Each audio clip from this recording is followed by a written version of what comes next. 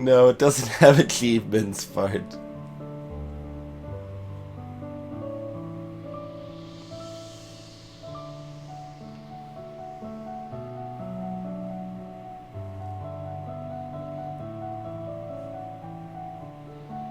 Greetings, Rustfur.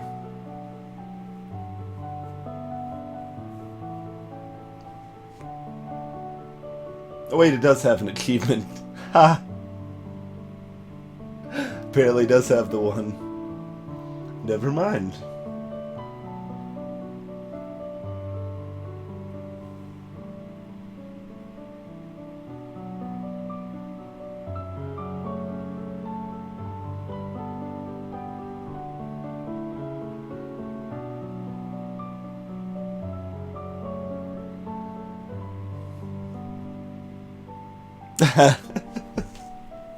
Hey, if you didn't notice until now, then I did a pretty good job.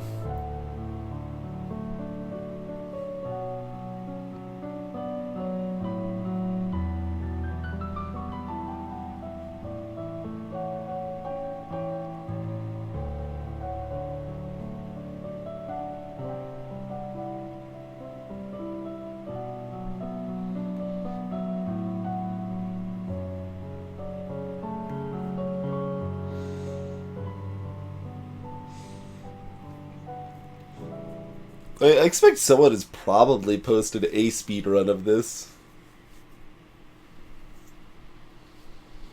I do like to speedrun silly things, but this will not be one of them, I don't think.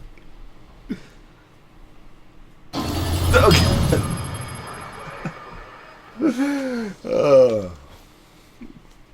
Is this the perfect moment?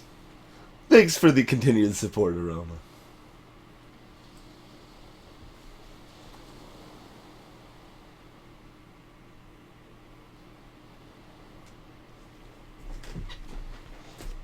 Here he is! Thanks. Off you go now. Wait, did they say here? I still can't believe Johnny just willed the house to Lily like that. Who else was there to give it to? Us? Terrible place for burials, though. If there's a landslide, then I'll be swimming with the fishes. Still a little too soon. Nah, it's never soon enough.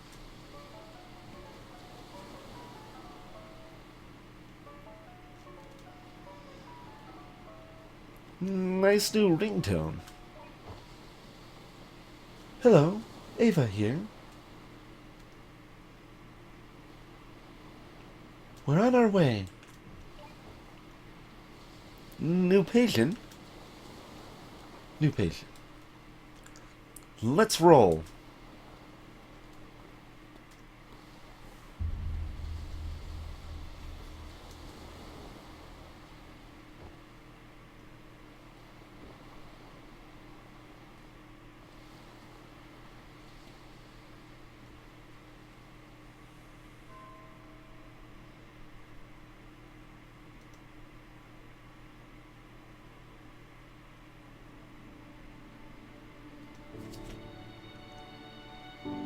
Episode 1 check? Question mark?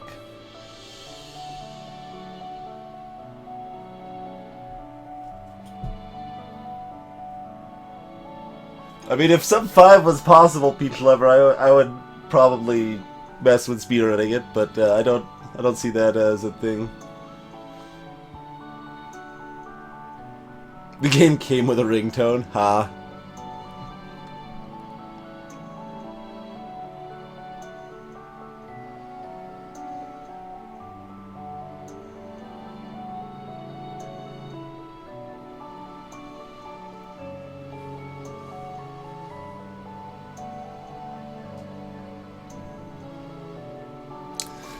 Yeah, Fard, like, the core concept I'm pretty torn on.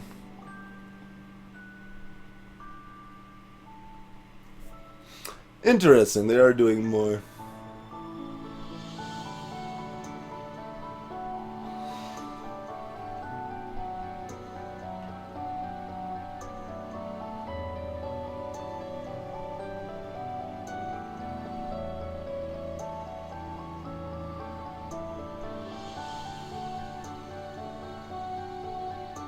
Miranda. That also kind of reminds me when you talk about it that way. If anyone kind of liked some of the concepts here, definitely watch Eternal Sunshine of the Spotless Mind. One of my all-time favorite movies. Really, really strong. And kind of goes to show that I think Jim Carrey's better in a serious role than a comedic one.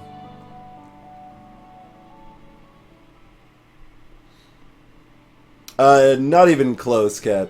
Not even close.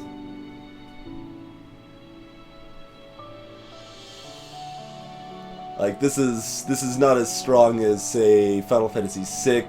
I mean, even on stream we did Valkyria Chronicles. There is plenty of emotion to be found, but I will say that, yeah, I guess talk about overall thoughts and opinions on the game here. So yeah, initial thought is definitely better than I expected. I expected it to be probably about as weak as like Dear Esther, which I thought was not very good at all. But it's definitely stronger than that. It twists in a pretty good way towards the end. As kind of Miranda brought up earlier, like the happy ending was a little odd, but it's kind of hard to make the game work without it either, so you kind of lose something either path you take, I feel. I was not a fan of I mean, it needs to be slow-paced to some extent, like, it really does, but it was still slower than necessary in a lot of spots. There was some unnecessary dialogue. The overall writing was a little subpar. Like, they could have used some more editing and tweaking to get the phrasing on a lot of things just right, but yeah, I would say overall definitely a stronger impact than I expected it to be in a more interesting experience.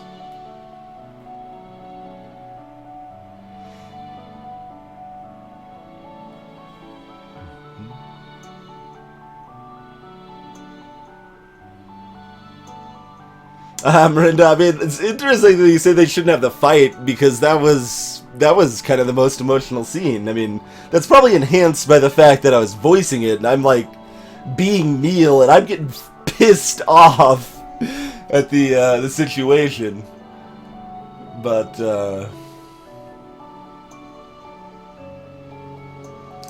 and that's an interesting thing too. The talk about being better as a book or movie and stuff. Like, I had a conversation with a friend about Dear Esther again. That so for anyone who doesn't know what Dear Esther is, it's the same vague genre where you kind of do stuff, but mostly it's just reading stuff and the story's just told to you.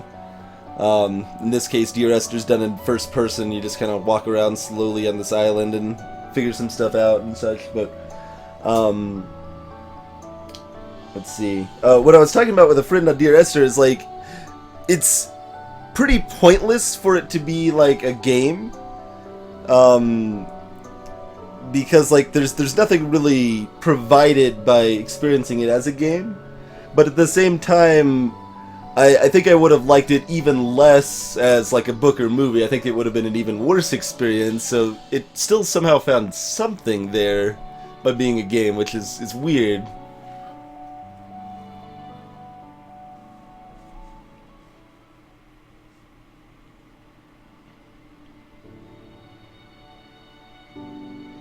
Yeah, like I said, I definitely think better of it than I expected. Like, I expected to kind of think it's pretty bad, to be honest. I didn't want to, like, crap on people's games, because a lot of people like it. But, well, I guess actually I'm not that afraid of crapping on people's games that they like. I crap on Chrono Cross and stuff all the time, so that's an FF8. But, yeah, I would say I definitely expected it to be worse than it was. Like, I expected it to be more along the lines of Thomas Was Alone and Dear Esther and the experiences I had there, where it's like, yeah, they almost sort of did something here, but it just fell really short. And this is more of like, they succeeded, but they could have done it better, but they did still succeed. That's kind of the thought I have on this one. Like, they succeeded. They definitely could have done many things better, but they did succeed.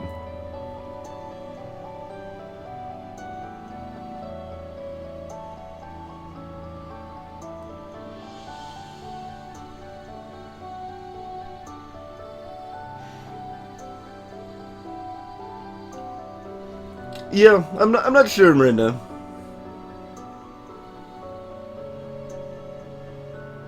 I mean, I think it worked decently, the way they did it there.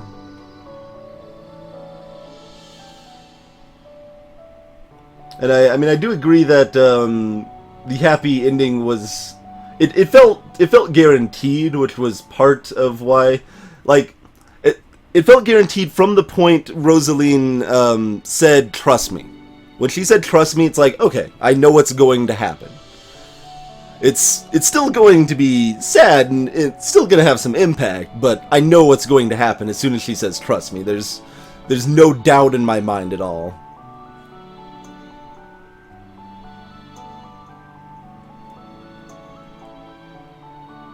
Yeah, thereabouts, Miranda. Thereabouts. That squirrel fight scene, though. Yeah, I don't know about that, Ari. That's a lot of the stuff I didn't like about it, was just, the cheesy humor and stuff. I felt like they could have injected that some parts, but made it feel less silly, less artificial. They could have had still, like, some level of humor there, of brevity and stuff, but they could have done it with a little more wit, or a little less just, hey, fourth wall's a thing we could break down. Whee! Okay, back to what we were doing. Like, I didn't really like the way they handled that. Hey, squirrel. I didn't even think of it as a trope, Miranda. Like, I don't know if I've even really seen like the Trust Me elsewhere. It's just the way the game was developed up to that point, and the characters and their motivations that just absolutely seemed like the case. Yeah, that's kind of funny, Ari. So once you hit that seed with the squirrel, that's what you think. Yeah, that's amusing. Hey, Rick. But yeah, like I said, I didn't necessarily think of it as a trope or anything like that I've necessarily seen, but yeah, just the way it developed.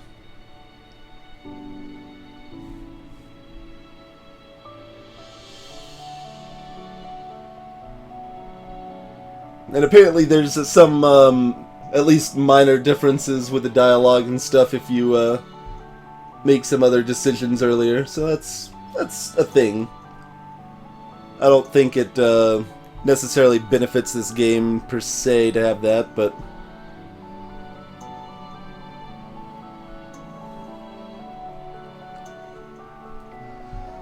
let's see. So, any other thoughts on it? Yeah, I mean, mostly just has problems with the humor being pretty overly cheesy and fourth wall-y. The writing needs more work, more editing, patching up, removing some of the lines that are just really unnecessary. Let's see. Like they went back and like referenced something that was like kind of obvious. Like you want to have your player or your viewer to fill in some of those gaps that kind of makes them more involved with the project. It potentially makes the game or again movie or whatever a little harder to grasp fully, but it does tend to make it a richer experience if you can make your player or viewer think a little more.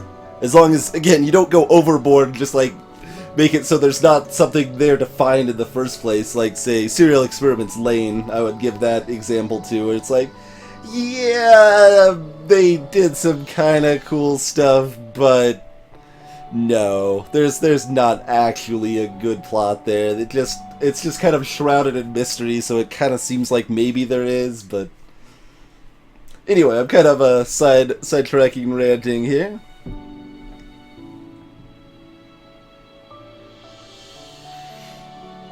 See, like I'm interesting on that aspect, Peach Lover. So I am pretty emotional with things like this. Like, I mean, Final Fantasy VI is big time on a lot of those areas, and I can definitely be brought to tears by a lot of emotional scenes in movies, TV, anime, games, etc. But there's definitely some cases that a lot of people are like, oh, it's so sad and stuff. And it's like, no, it's not really well written or sad at all. There's just not much there. I don't know what you guys are finding there. And I kind of thought this game would be leading more towards the latter. But fortunately it wasn't, so that's good. Yeah. In any case, we had a nice 8.5 hour long stream here. Had a crazy train of support and donations, which was awesome, and I really want to thank you guys all for that again. Did anyone else that happened to catch at least most of the game or whatever? I know it's a long stream, but have any other comments about the game? I'm curious, like, what other people thought. Other aspects that people found interesting and all of that, and what you thought about the voices and stuff too. I felt like I really liked it when we hit the tension with Neil getting pissed off. I think that was the strongest point of voicing it at that point.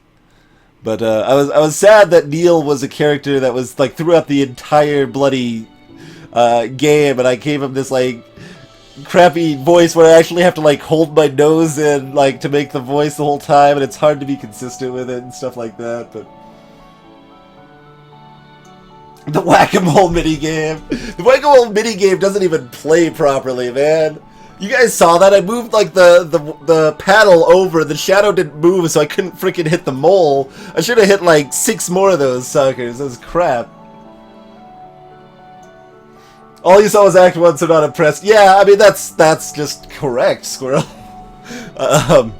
Act 1 dragged on so long, I forgot that there were acts. Like, it introduced Act 1, and then it just goes on, and it goes at a glacial pace, and has some pretty awful cheese and stuff, but it does actually manage to end pretty strong, Squirrel.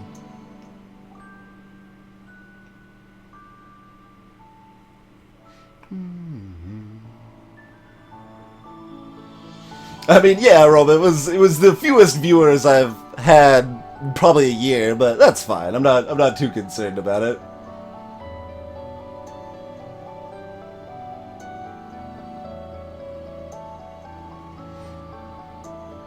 Yeah, I mean, it didn't quite fit their character. I would agree, Marinda. Like, there should have been a little more hinting that Watts cared, I guess, earlier.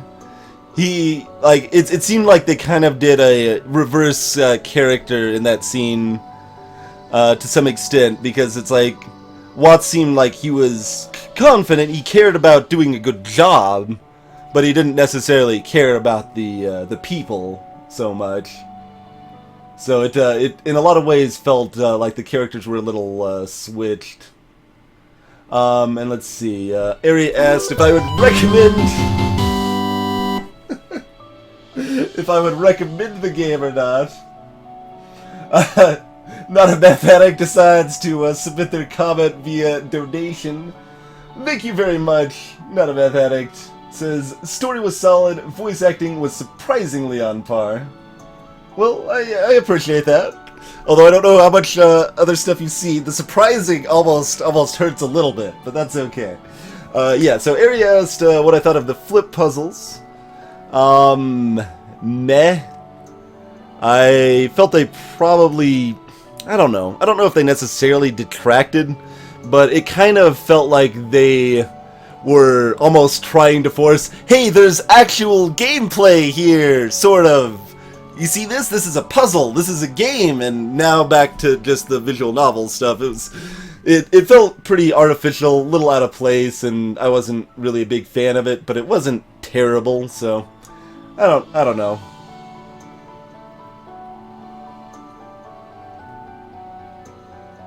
Yeah, 88, like, it's bizarre, although his brother does need to live if he's to go to the moon, so, I mean, that all makes sense, really.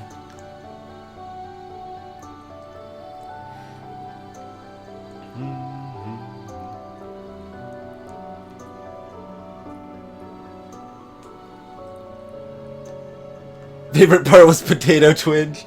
Zombivas was not something I was a big fan of.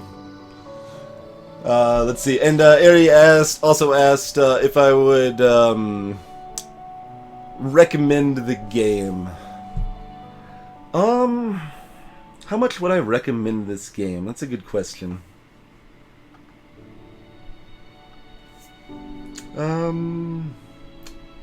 Oh, and other notes, I didn't make a comment on the music either. Music was also better than I expected. It wasn't, like, mind-blowing or anything, but it was definitely solid. Music was solid, fit the game pretty well.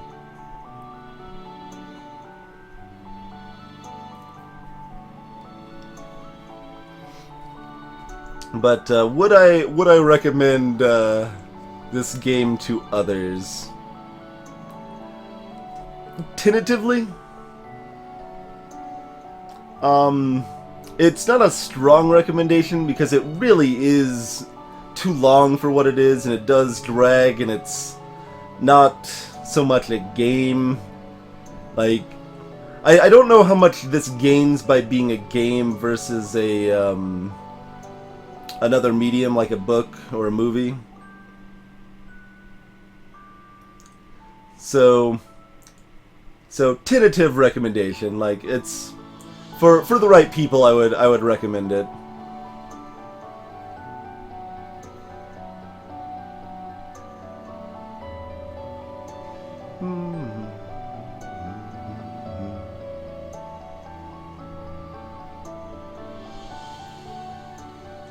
Yeah, there wasn't really decisions, Nada. I mean, there were some, but yeah. It did, Ari. It did take longer due to voicing it, but even taking that into account, I mean, this feels like a story that should be told in half the time.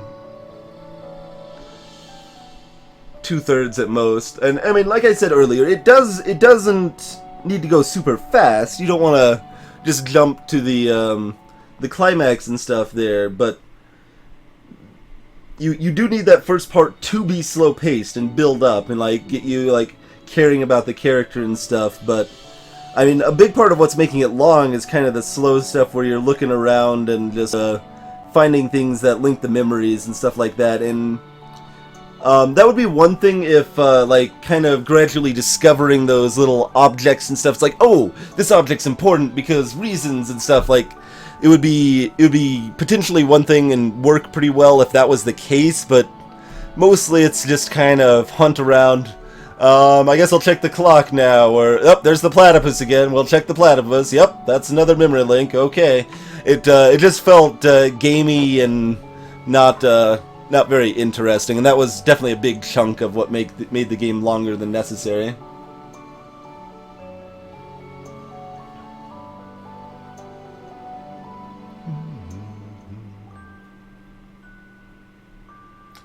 Yeah, there's lots of mediums available. Like I don't know that game is the best medium here. Like I said, I'm not finding a lot that being a game adds to the experience. But yeah, so overall, moderate recommendation. I really can't give it a strong one, but I am still recommending it relevantly more than I expected to, which would have been nope, just a straight no. So yeah. But yeah, I think that was it's a good little discussion about the game and our thoughts on it and all of that jazz.